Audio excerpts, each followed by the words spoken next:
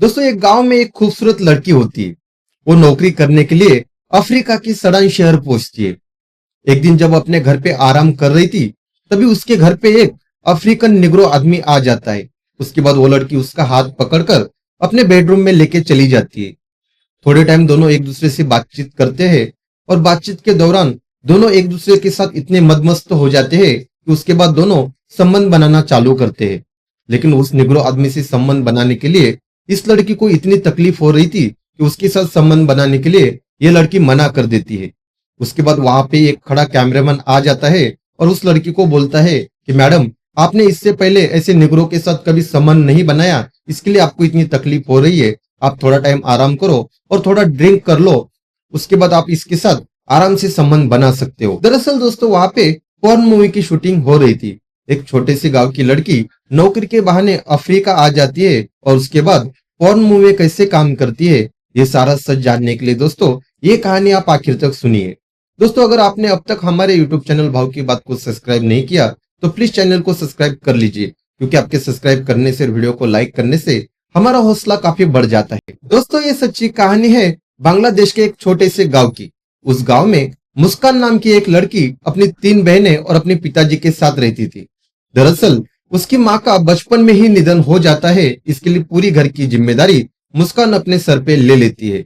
मुस्कान के पिताजी का नाम अशरफ होता है और अशरफ एक पेशे से लेडीज टेलर होते हैं। अपने घर के कुछ ही दूरी के अंतर पर उनका एक लेडीज टेलर का दुकान होता है और उनके पास 2 लड़के काम करते थे। उसमें से एक का नाम जावेद और एक का नाम आसिफ होता था। जावेद हमेशा अशरफ के घर पे जाता था और जो भी छोटे मोटे काम है उसमें मुस्कान की मदद करता था।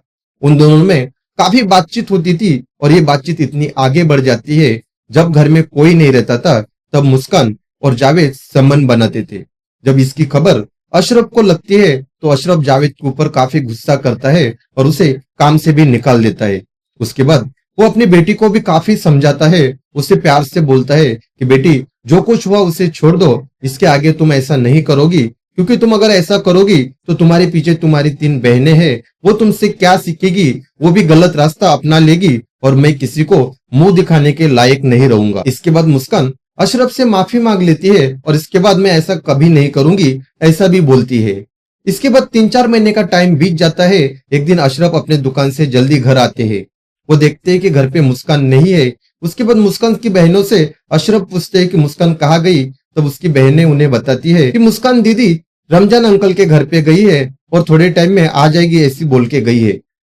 अशरफ समझ जाता है कुछ ना कुछ तो बात है। उसके बाद अशरफ जब रमजान के घर के तरफ जाने के लिए निकलता है तभी अशरफ देखता है कि मुस्कान रमजान के घर से बाहर निकल रही है। इसके बाद अशरफ को शक हो जाता है और इसके बाद अशरफ मुस्कान के ऊपर नजर रखना चालू करता है। एक दिन मुस्कान को अशरफ बोलता है कि बेटा मैं शहर जा रहा हूँ, मुझे कुछ सामान लेना है और मुझे आने में थोड़ा टाइम लगेगा।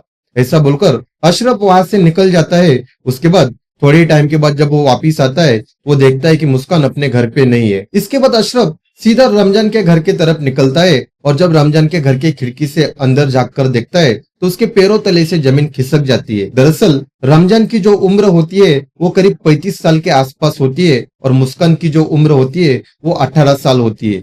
उसके बाद भी मुस्कान रमजान के साथ ऐसा कैसे कर सकती है, ये सोचकर अशरफ समझ नहीं पाता क्या करे। उसके बाद वो सीधा घर का दरवाजा खटखटाता है और उसके बाद जब रमजान घर का दरवाजा खुलता है तो सीधा अशरफ रमजान के कमरे के अंदर जाकर मुस्कान को वहां से खींचकर बाहर लेके आता है। बहुत बड़ा हंगामा हो जाता है। उसके बाद रमजान और अशरफ का बहुत बड़ा झगड़ा भी हो जाता है। उसके बाद ये बात पूरी एरिया में पता चल जाती है। इसके बाद अशरफ अपनी बेटी मुस्कान को अपने घर से बाहर निकलने के लिए भी पाबंदी लगा देता है।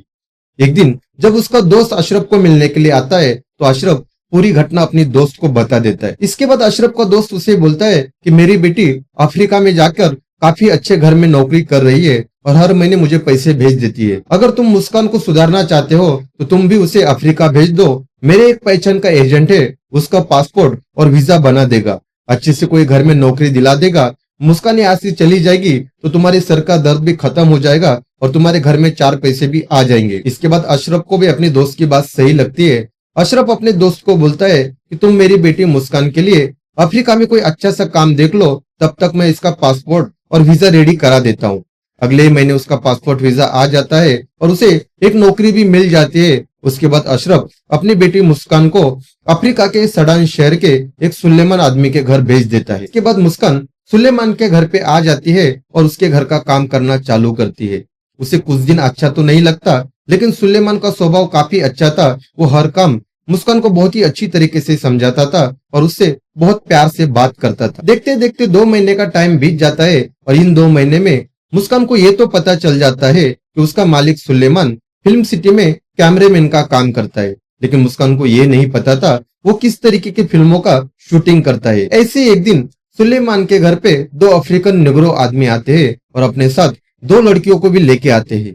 जब वो सुलेमान के घर पे आते हैं, उसके बाद सुलेमान मुस्कान को बोलता है, ये हमारे मेहमान है और आज ये हमारे साथ ही रहेंगे। हमें कुछ शूटिंग का काम करना है, तुम हमारे साथ ही खाना खा के जल्दी अपने कमरे में सो जाना। उसके बाद सबका खाना हो जाता है और खाना खाने के बाद मुस्कान अपने कमरे में जाकर लेट जाती है। मुस्कान अपने बिस्तर पर लेटी थी कि उसकी कानों के ऊपर कई अजीबोगरीब आवाज आने चालू होते हैं और उसे देखने के लिए जब वो कमरे के बाहर आती है तो वो देखती है कि वो अफ्रीकन निग्रो आदमी 2 लड़कियों के साथ बहुत जबरदस्ती संबंध बना रहे हैं।